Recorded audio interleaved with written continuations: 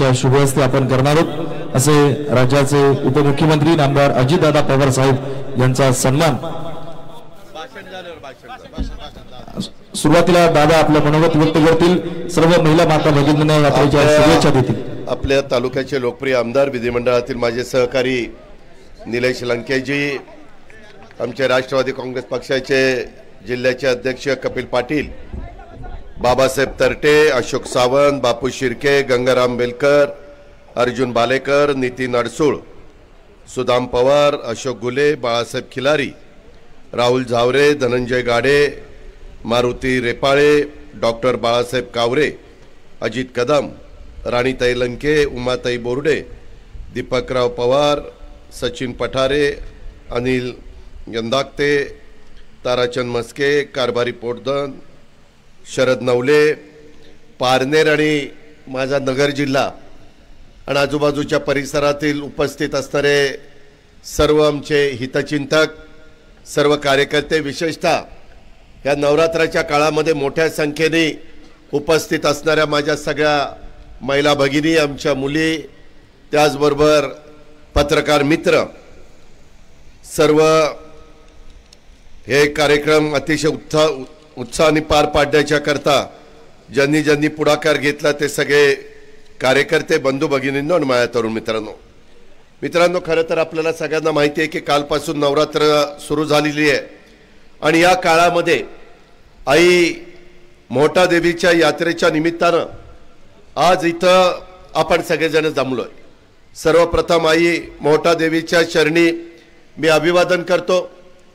मला निलेशनी सांगितलं की दादा, जरी सोमवारचा दिवस असला तरी आम्ही गेले अनेक वर्ष माझ्या भागातल्या आया बहिणींना मोठा देवीचं दर्शन व्हावं म्हणून नवरात्राचा पहिला दिवस सुटला की दुसऱ्या दिवशीपासून 7 दिवस, दसऱ्याच्या आदल्या दिवशीपर्यंत 7 दिवस वेगवेगळ्या भागातल्या आया बहिणींना आम्ही तिथं घेऊन जातो। तिथं व्यवस्थितपणे त्यांचं दर्शन कसं घडेल हे आम्ही पाहतो आणि दुपारचा त्यांना नाश्ता, सहसा तर महिलांना माझ्या नवरात्राच्या काळामध्ये उपवास असतो आणि अशा पद्धतीचं एक चांगलं काम, एक उत्तम अशा प्रकारे पुण्याचं काम आमचा निलेश आणि त्याचे सगळे सहकारी करताय। आई मोठा देवी ही नवसाला पावणारी अशी आपल्या सगळ्यांची श्रद्धा आहे। तुम्हा सर्वांच्या साक्षीनं आई मोठा देवीला सध्या महाराष्ट्र राज्यावर काही भागावर दुष्काळाचं संकट आहे ते दूर कर अशा प्रकारचं साकडं घालतो। कारण आता मी येताना कर्जत परिसरातनं माझ्या पारनेरच्या परिसरामध्ये येत असताना काही भागामध्ये उशिरा थोडासा पाऊस पडल्यामुळं काही भागात परिस्थिती बरी आहे, परंतु बऱ्याचशा भागामध्ये परिस्थिती फार गंभीर आहे। शेवटी पाऊस काळ चांगला असेल तर आपलं शेतकऱ्याचं, बळीराजाचं, माझ्या आई वहिनींचं वर्ष चांगलं जात असतं आणि त्याच्यामुळं अशा प्रकारचं साकडं नवरात्राच्या काळामध्ये मी मोठा देवीला त्या ठिकाणी घातलेलं आहे। अहमदनगर जिल्हा तसं बघितलं तर फार पसरलेला जिल्हा, माझा आजोळ असल्यामुळं मला लहानपणापासून अहमदनगर जिल्ह्याची फार बारकाईनं माहिती आहे। दुष्काळी भाग म्हणून ओळखणारा माझा कर्जत, जामखेड, पारनेर, नगरचा भाग असा बराचसा आपला भाग दुष्काळी भागामध्ये मोडतो। याच्यामध्ये वेगवेगळ्या पद्धतीनं कष्ट घेण्याचं काम माझा शेतकरी करतच असतो। त्याच्यामध्ये प्रशासन त्याच्यात चांगल्या प्रकारची मदत करण्याचा प्रयत्न करत असतं, परंतु पाणी हा एक अविभाज्य अशा प्रकारचा आपल्या सगळ्यांचा भाग आहे आणि पाणी जर नसेल तर काय आपल्याला त्रास होतो हे वेगवेगळ्या दुष्काळाच्या काळामध्ये आपण सगळ्यांनी पाहिलंय।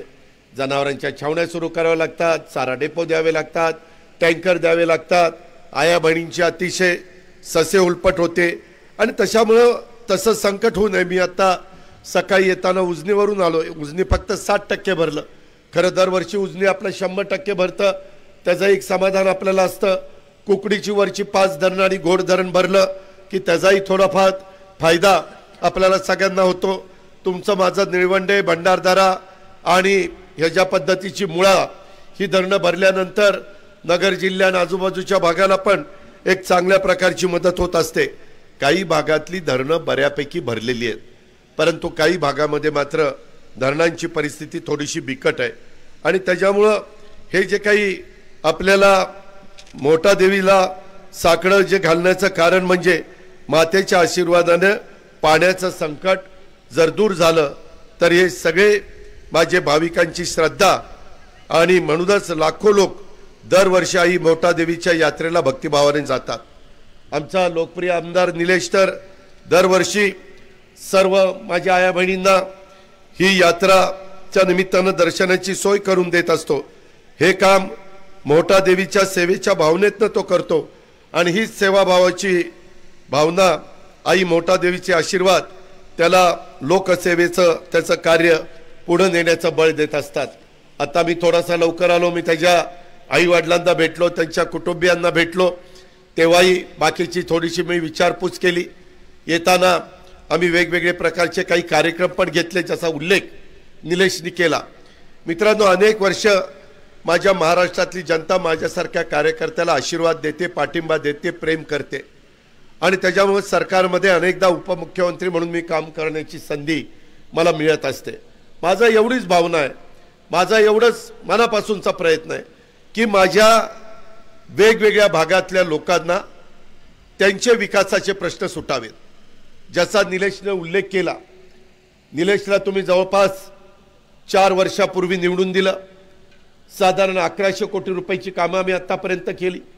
मी आज तुम्हाला सगळ्यांना आया बहिणींना सांगतो, अजून 1 वर्ष बाकी आहे। राज्याचा अर्थमंत्रीपद माझ्याकडे। मी निलेश ज्यावेळेस निवडणुकीला जाईल आणि मी त्याच्याकरता मतं मागायला येईल त्यावेळेस ह्याच पारनेर तालुक्याला दाखवून देईल की त्याच्या 5 वर्षाच्या काळात 1500 कोटी रुपयाची कामं माझ्या पारनेर तालुक्यामध्ये झालेली आम्ही त्या ठिकाणी दाखवून देऊ। कारण शेवटी लोकांचे प्रश्न सुटले, लोकांच्या अडचणी दूर झाल्या। तिथं आया बहिणींचे काही प्रश्न असतात, आज पण मला निवेदन दिले की हो दादा हे प्रश्न त्याच्यात मार्गी लावा। आणि आम्ही लोक पदावर बसतो ते काही आम्ही सत्तेला हापापलेलं नाहीये, ताम्रपट तर जन्माला घेऊन कुणीच आलेलं नाहीये। मिळालेलं पद आणि मिळालेली सत्ता, आज थोडंसं दुपारचं ऊन आहे, इथं मंडप नाही आणि त्याच्यामुळे तुम्ही सगळ्या आया बहिणी उन्हात बसलाय, त्याची पण खंत मला आहे। परंतु काही गोष्टी तुम्हाला बोलून दाखवल्या पाहिजेत आणि म्हणून मी आवर्जून सांगतो की इथून पुढच्या काळामध्ये देखील निलेशच्या भागामध्ये ही सगळी कामं करण्याचा प्रयत्न हा मी आणि माझे सगळे सहकारी मग भुजबळ साहेब असतील, त्याच्या संदर्भात हसन मुश्रीफ असतील, दिलीप वळसे पाटील साहेब असतील, धनंजय मुंडे असतील, आदित्य तटकरे असतील, आम्ही सगळेजण मिळून त्याबद्दलचं काम त्या ठिकाणी करत राहणार आहोत। दर आठवड्याला आम्ही आढावा घेतो, बाबा कुठली कामं मार्गी लागली, कुठली कामं मार्गी लागायची राहिलेली आहेत। आता आज तुमच्या पुढे यायच्या आधी आम्ही महावितरणच्या RDSS या योजनेच्या कामाचा शुभारंभ केला। जवळपास 40 कोटी रुपयाची योजना आहे। काय योजना आहे? LT आणि HT लाईन ही 278 किलोमीटर आपल्या पारनेर तालुक्यामध्ये आपण त्या ठिकाणी टाकतोय।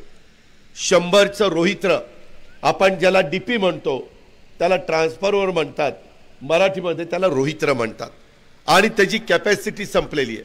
कुठं 65 आहेत आणि मग तिथं काही वेळेस लोड येतो, आमच्या ट्रिप होतात मोटारी, आमच्या शेतकऱ्याला पाणी घेता येत नाही आणि म्हणून हे सगळे ट्रान्सफॉर्मर 100चे करायचं आम्ही ठरवलेलं आहे। आणि त्याच्याकरता माझ्या पारनेर मतदारसंघात पारनेर आणि नगरचा जो काही भाग आहे त्याच्यामध्ये 333 ट्रान्सफॉर्मर आपल्या निलेशच्या प्रयत्नामुळे त्याच्या पाठपुराव्यामुळे त्या ठिकाणी होत आहे। आणि 3 फेजचं 5 वायर आपण लघुदाब वाहिनीचे 310 किलोमीटर त्या ठिकाणी टाकतोय। अशा प्रकारे 40 कोटी रुपयाचं हे काम, ह्याच्यामुळे काय होणार आहे? तुम्ही म्हणाले कशाला सांगतो अजित पवार तू? ह्याच्यामध्ये वाडी वस्तीवर जे ग्राहक शेती वाहिनीवर आहेत त्यांना गावठाण वाहिनीवर स्थलांतरित करून अखंड वीज पुरवठा। आता काय होतं, आठवड्यातले 7 दिवसामध्ये 4 दिवस तुम्हाला दिवसा मिळते, 3 दिवस रात्री मिळते, कधी 4 दिवस रात्री मिळते, 3 दिवस दिवसा मिळते। त्याच्याऐवजी अखंड वीज तुम्हाला मिळाली पाहिजे आणि सदर योजनेचे फायदे माझ्या पारनेर तालुक्यातील सुपा, पारनेर, वाडेगव्हाण, भाळवणी, कानूर पठार, टाकळी, ढोकेश्वर आणि दर्जिरे या परिसरातील शेती वाहिनीवरील वीज ग्राहकांना होणार आहे।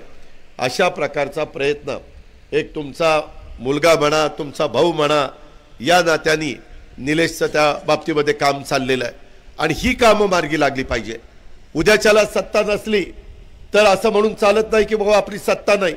लोकांना त्याच्याशी काही घेणं देणं नाही. लोकांना माझ्या वाडी वस्तीवरचे, माझ्या गावातले, माझ्या तांड्यावरचे प्रश्न सुटले पाहिजे अशा प्रकारची त्यांची भावना असते आणि म्हणूनच ही सगळी कामं करण्याचा आमचा सगळ्यांचा मनोदय. माझी आपल्याला सगळ्यांना विनंती आहे की जागरूक लोकप्रतिनिधी कसा असावा. आम्ही 288 आमदार संपूर्ण महाराष्ट्रातनं निवडून गेलेलो आहे, परंतु जागतिक एकंदरीतच 288 मध्ये जागरूक जर लोकप्रतिनिधी कसा असावा असं जर विचारलं गेलं तर आपल्या निलेश लंके हे एक उत्तम अशा प्रकारचं उदाहरण आहे. तो आमदार नसताना देखील तो लोककार्य करत होता. ते पाहूनच त्याला लोकांनी पाठबळ दिलं. आम्ही लोकांनी त्याला जवळ केलं. आम्हालाही वाटलं की असा एक सहकारी माझ्या महाराष्ट्रामध्ये, माझ्या नगर जिल्ह्यामध्ये, माझ्या पारनेरच्या परिसरामध्ये असलं पाहिजे. आज आमदार झाल्यापासून त्यानं लोक कार्य करण्याचा धडाका लावलेला आहे. तो पाहून त्याचे आमदार म्हणून आपण सर्वांनी केलेली निवड किती सार्थ आहे हे देखील आपल्या सगळ्यांच्या लक्षामध्ये आलेले. करोनाचा काळ उभ्या जगाने अनुभवला. कधी कुणाला वाटलं नव्हतं की असा काही आजार येईल आणि माणसं त्या आजारामध्ये स्वतःचा जीव सोडतील, परंतु संपूर्ण जगाला त्या करोनाने अक्षरशः नको नको करून टाकलेलं होतं. आणि त्या काळामध्ये स्वतःच्या जीवाची पर्वा न करता माझ्या मतदारसंघातल्या आया बहिणींचा जीव वाचला पाहिजे, कच्च्या बच्चांचा जीव वाचला पाहिजे, माझ्या वडीलधाऱ्यांचा जीव वाचला पाहिजे म्हणून त्यांनी स्वतःच्या तब्येतीचा विचार केला नाही. मी एकदा त्याला म्हणायचो, अरे तुझी आधीच अंगकाठी बारीक आहे, उद्याच्याला तुला करोना झाल्यावर तुला कुणीच बघायचं. पण तो म्हणायचा, नाही दादा, मला लोकांचे आशीर्वाद आहेत. आणि त्यानं रातोरात त्या काळामध्ये करोनाच्या साठी 1000 बेडचं रुग्णालय सुरू केलं. दिवस रात्र एक करून तो त्या रुग्णसेवेमध्ये व्यस्त होता. माझ्या पुण्यामधनं देखील लोक मला, मी तिथं असताना चेक द्यायचे आणि म्हणायचे, दादा तुमचा आमदार कोण निलेश लंके पारनेरला खूप चांगलं काम करतोय, त्याच्याकरता आमचा फुलना फुलाची पाकळी म्हणून चेक.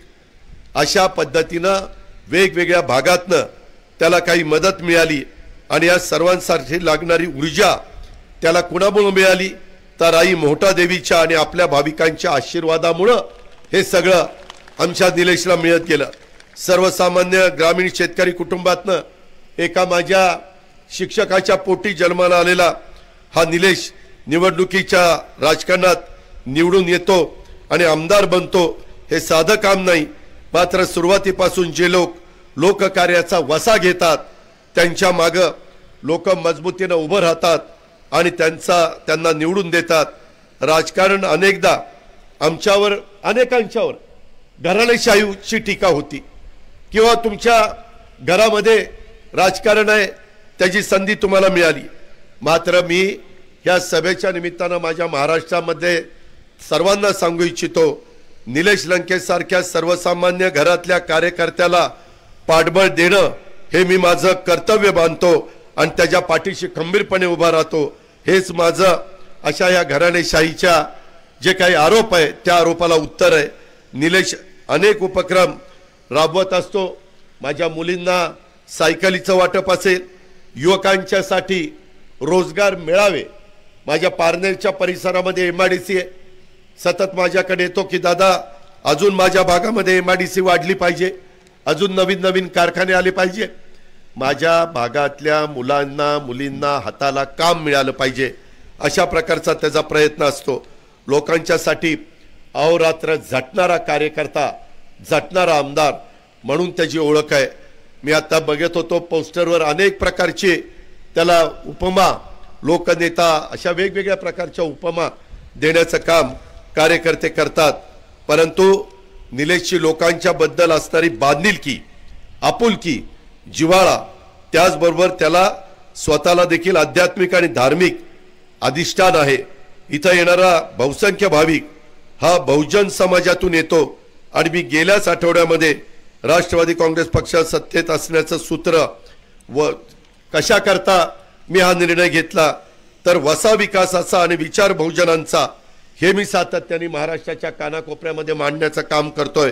इथं येणाऱ्या सर्वसामान्य कुटुंबातील भाविकांना लागणाऱ्या सर्व सोयी सुखसोयी उपलब्ध करून देण्याच्या करता आम्ही तत्पर असू, हे माझं तुम्हाला सगळ्यांना वचन आहे।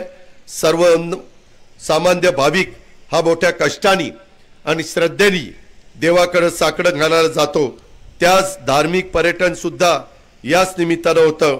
म्हणूनच अशा ठिकाणी वेगवेगळ्या प्रकारच्या सुविधा पुरवणं हे आमच्या सगळ्या लोकप्रतिनिधींचं काम आहे आणि याच्याकरता आपला लाडका आमदार निलेशच्या रूपाने सतत झटत असतो, याचा मला अभिमान आहे। आपल्या सर्वांचे आशीर्वाद असेच निलेश आणि त्याच्या मार्फत आमच्या सर्वांच्या पाठीशी आपण सगळ्यांनी उभे करावेत, ही मी आपल्याला सगळ्यांना आग्रहाची विनंती करतो।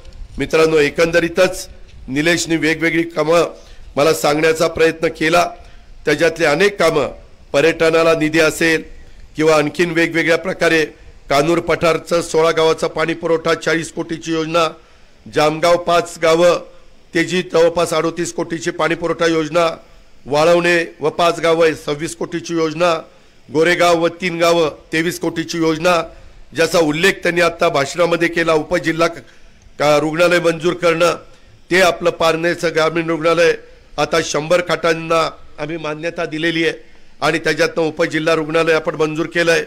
जलसंधारणाचे बंधारे त्याच्याकरता 38 कोटी रुपयाचा निधी दिला आहे। पाझर तलावाच्या दुरुस्तीकरता 17 कोटी, 25-15 मध्ये आत्तापर्यंत 20 कोटी दिलेत, अजून मी त्याला त्या ठिकाणी निधी देणार आहे। अर्थसंकल्पामध्ये बजेट आत्तापर्यंत झालं, त्याच्यात त्याला 230 कोटी रुपये दिलेत। पुढे देखील अजूनही अर्थसंकल्प सादर करण्याचा मला एकनाथराव शिंदे आणि देवेंद्र फडणवीसमुळे मला संधी मिळालेली आहे आणि त्याच्यामुळं त्याही काळामध्ये मी तिथं मदत करीन। अशा DPC मधनं असेल, शेतपालन रस्ते असतील, अल्पसंख्याक विभागातनं असेल, आपल्या पारनेर येथे कोर्ट इमारत बांधण्याच्या करता 42 कोटी रुपये आपण दिलेले आहेत। क्रीडा अंतर्गत व्यायाम साहित्य त्याकरता आपण पैसे दिलेले आहेत। आता क्रीडा खाता आपल्याकडेच आहेत, अजूनच संजय बनसोडेला सांगून तिथं मदत केली जाईल। आणि त्याने मला सांगितलं की दादा एवढी कामं झालेली असली तरी मी अजून समाधानी नाहीये, अजूनही माझ्या भागातलं कुकडी उपसा सिंचन योजनेच्यासाठी पाणी उपसा परवानगी मिळण्याबाबतचं काम, त्याला निधी मिळणं, कानूर पठार उपसा सिंचन योजना, जातेगाव उपसा सिंचन योजना, पुणेवाडी उपसा सिंचन योजना, राळेगण सिंधी आणि 9 गावांच्या उपसा सिंचन योजना, वडजिरे शिवडो पाणी योजना, ढवळपुरी येथे नव्याने MIDC, त्याची खरं तर मध्ये मी उदय सामंत आणि निलेशने मीटिंग घेतली, परंतु त्याच्यात काही संरक्षण विभागाचे थोडेसे प्रश्न निर्माण झालेले आहेत। मी माझ्या आया बहिणींना, पत्रकार मित्रांना आणि माझ्या पार्टनरच्या कार्यकर्त्यांना सांगतो, जे जे आपल्या भागाच्या भल्याचं असेल, त्याला काही वेगळी अडचणच असेल तर माझा आणि निलेशचा नाईलाज आहे, परंतु कुठली अडचण नसेल तर आम्ही दोघंही त्याच्यामध्ये अजिबात कुठं थांबणार नाही। पारनेर आणि सुपा येथे BOT तत्वावर आपल्याला बसस्थानक पाहिजे म्हणून त्यानं सांगितलंय। क्रीडा संकुल पारनेरला 40 कोटी रुपयाचं आणि नेप्ती आणि निंबळक येथे 1-1 कोटी रुपये क्रीडा संकुलाला त्यानं मागितलेले आहेत। ढवळपुरी इथे प्राथमिक आरोग्य केंद्र ह्याची एक त्याची मागणी आहे आणि जलसंधारण विभागाकडनं काही कोल्हापूर बंधारे शासनाकडे प्रस्तावित आहेत, त्याही प्रश्न आणि पारनेर नगरपंचायतीनं सेनापती बापट साहेबांचं एक स्मारक हे एक त्याची मागणी आहे, त्याही संदर्भामध्ये मी आणि माझ्या सहकाऱ्यांनी लक्ष घातलेलं आहे। आपल्या तीर्थक्षेत्र विकासाअंतर्गत या पारनेर मतदारसंघामध्ये निलेशनं ब वर्ग देवस्थान, मळगंगा देवस्थान, निगोज, संत निळोबाराय महाराज पिंपळनेर, कोरठण खंडोबा, पिंपळगाव रोठा आणि डॉक्टर रामचंद्र महाराज पारनेरकर सदरचं तीर्थक्षेत्र देऊळ, पंढरपूर, आळंदी या धर्तीवर समाविष्ट करून त्यास मंजुरी देण्याच्या बद्दलची त्याची मागणी आहे आणि त्याबद्दलचा त्याचा पत्रव्यवहार चाललेला आहे। माझ्याकडे वेगवेगळ्या प्रकारच्या बैठका पण चाललेल्या आहेत। हायब्रिड एन्युटी अंतर्गत हायवे एकूण 104 किलोमीटर अंतराचे प्रस्तावित आहे आणि आपल्या सुप्याच्या MIDC आहे तिथं ट्रॉमा सेंटर अशी वेगवेगळी बरीच कामं आहेत. ही पण त्याची मित्रांनो मागणी आहे. मी आपल्याला एवढंच सांगतो की वेगवेगळ्या पद्धतीची कामं करत असताना सध्या तर आपला जसं आम्ही RR पाटील स्वर्गीय त्यांना आधुनिक गाडगे बाबा म्हणायचो, आधुनिक गाडगे बाबा म्हणून आमदारांचा RRचा उल्लेख व्हायचा, तसा आपला निलेश आधुनिक श्रावण बाळ आहे. त्या श्रावण बाळांनी कसं त्याच्यामध्ये त्या काळामध्ये काम केलं तसं आपल्या आई करता आपल्या भगिनी करता हा श्रावण बाळाच्या रूपानं या पाथर्डीतल्या माता मोठादेवी अत्यंत जागृत देवस्थान तिथं तुम्हाला देवदर्शनाला नेण्याचा त्याचा प्रयत्न आहे. बरं कुठल्या निवडणुका नाही. काही काही पुढारी काय करतात, निवडणुका आल्या की मतं घेण्याकरता त्यांना लोकांची आठवण येत असते. तसं निलेशनी कधी दाखवलेलं नाहीये. निवडणुका येतील, निवडणुका जातील, त्याचा काही प्रश्न नाहीये. तो एक महत्त्वाचा वेगळा भाग आहे. पण आपण जनतेशी बांधिलकी ठेवली पाहिजे ह्या पद्धतीनं काम त्याचं चाललेलं आहे. गेल्या वर्षी पारनेर तालुक्यातल्या जवळपास मी SP माझ्याबरोबर आहेत, जिल्हा पोलीस प्रमुख, मी त्यांना विचारलं, ते म्हणले दादा गेल्या वर्षी 1.25 लाख माता भगिनींना माता मोठा देवीचं दर्शन निलेश लंकेंनी घडून आणलेलं होतं आणि यावर्षी देखील तशाच प्रकारचं नियोजन त्यांनी केलेलं आहे. अशा पद्धतीनं माता भगिनींना आधुनिक श्रावण बाळ हे म्हटलं तर ते काही चुकीचं ठरेल असं नाही. एक दमदार आमदार म्हणून निलेशची ओळख आहे आणि तशा पद्धतीनं त्याचं काम चाललंय. लेक लाडकी ही योजना आत्ताच परवा एकनाथराव शिंदेंनी जाहीर केली. त्याच्यामधनं देखील आम्ही मुलींना जवळपास 1 लाख रुपये कसे मिळतील ह्या पद्धतीचा आम्ही निर्णय घेतलेला आहे. अशा महिलांच्या बाबतीमध्ये महिला बचत गटासाठी लक्षाधीश योजना ही पण आम्ही आणलेली आहे. यंदाच्या दिवाळी तुम्हाला आनंदाची जावो त्याकरता आनंदाचा शिधा ही एक चांगली योजना आम्ही गौरी गणपतीच्या वेळेस पण आनंदाचा शिधा दिला आणि आता दिवाळी करता देखील 100 रुपयामध्ये आनंदाचा शिधा. त्याच्यामध्ये 100 रुपयात प्रत्येक कुटुंबाला 1 किलो रवा, 1 किलो चणा डाळ, साखर 1 किलो, 1 लिटर खाद्यतेल असं वेगवेगळं आम्ही देतोय. 1 रुपयामध्ये पीक विमा हा मी शेतकऱ्यांचा उतरवला आणि राज्यातल्या शेतकऱ्यांना 12,000 रुपये देण्याचं काम नरेंद्र मोदी आणि आम्ही सगळ्यांनी मिळून त्या ठिकाणी केलेलं आहे. आता जवळपास 1.5 लाख लोकांची मुला-मुलींची भरती ही आपण राज्य सरकारमध्ये करतोय. त्याचंही काम चाललेलं आहे. आता सध्या महाराष्ट्रात काही भागामध्ये अस्वस्थता आहे. वेगवेगळे लोक आरक्षण मागतायत. शाहू फुले आंबेडकरांच्या विचाराने आम्ही पुढे चाललोय.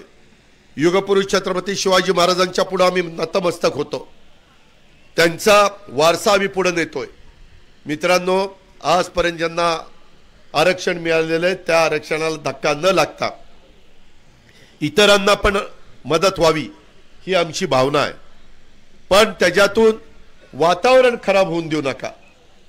त्याच्यात पुन्हा ओबीसींनी काही भूमिका घ्यायची, त्याच्यामध्ये मराठा समाजाने काही भूमिका घ्यायची, आदिवासी समाजाने भूमिका घ्यायची, धनगर समाजाने भूमिका घ्यायची.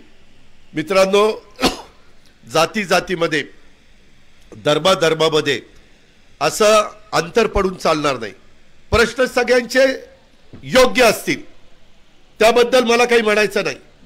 आम्ही मागं वेळोवेळी प्रयत्न केला, परंतु दुर्दैवाने काही वेळेस हायकोर्टात टिकलं नाही, दुर्दैवाने काही वेळेस सुप्रीम कोर्टात टिकलं नाही. चांगल्या भावनेनी आम्ही त्याच्यामध्ये पुढे जाण्याचा प्रयत्न केला. ह्याची पण आठवण मी आजच्या कार्यक्रमाच्या निमित्तानं करून देईन. मला ह्याच्यामध्ये कोणत्याही प्रकारचं राजकारण आणायचं नाही. आम्हाला माणसं जोडायची आहेत. आपल्याला महाराष्ट्र पुढे द्यायचा आहे. ह्या नेत असताना कायद्याच्या नियमाच्या चौकटीमध्ये न्याय व्यवस्थेला त्या ठिकाणी मान्य होईल अशा पद्धतीनं आपण त्याच्यातनं मार्ग काढतोय.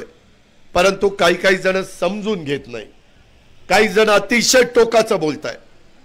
मित्रांनो, त्या संदर्भामध्ये आम्ही पण मनापासून तुम्हाला साथ देणारी माणसं आहेत, जीवाला जीव देणारी माणसं आहेत आणि त्याच्यामुळं कुठल्याही प्रकारची शंका कुशंका आपण या बाबतीमध्ये आणू नका। आम्ही सातत्याने मोठे मोठे वकिलांशी पण चर्चा करतोय, का हायकोर्टाने नाकारलं, काय मुद्दा काढला, सुप्रीम कोर्टाने का नाकारलं, त्याच्यातनं काय मुद्दे काढलेत, त्याचं निरसन कसं करता येईल, मागास आयोगातनं अजून अभ्यास काय करता येईल आणि हे सगळं करत असताना इतरांना पण त्या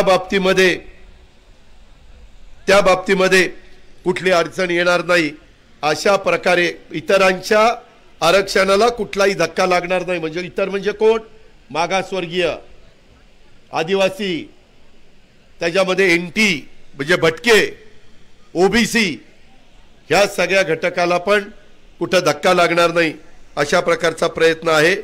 आता पारनेर शहर पाणी पुरवठा योजना ही मंजुरीची साठी फाईल आता मंत्रालयात आहे का, मंत्रालयात आहे। आता हे पण बघा, तुमचा आमदार एवढं सगळं सांगतोय तरी चिठ्ठी पाठवतोय, ही अजून सांगा, म्हणजे आमदार असा असला पाहिजे। शेवटी मित्रांनो, आया बहिणींनो, ह्याबद्दल पण मी आता तुमच्याशी बोलल्यानंतर मी मुंबईलाच जाणार आहे। मी दुपारी मंत्रालयात पोहोचतोय, उद्या पण मी मंत्रालयात आहे। ह्याच्या संदर्भात कुठं तिथं थांबलेलं असेल ती फाईल बोलून घेऊन त्यालाही कशी मान्यता देता येईल आणि बरेच दिवस दिलेश आणि पारनेरकरांची जी मागणी आहे ती पण मागणी ह्या निमित्तानं पूर्णत्वाला नेण्याच्या करता तुमच्या सगळ्यांचा सहकारी या नात्याने मी तुम्हाला मदत करीन हा शब्द मी तुम्हाला सगळ्यांना देतो। आल्यानंतर आपण ज्या उत्साहाने माझं स्वागत केलं त्याच्याबद्दल कृतज्ञता व्यक्त करतो, आपले आभार मानतो, आपल्याला धन्यवाद देतो आणि आपली रजा घेतो। जय हिंद, जय महाराष्ट्र।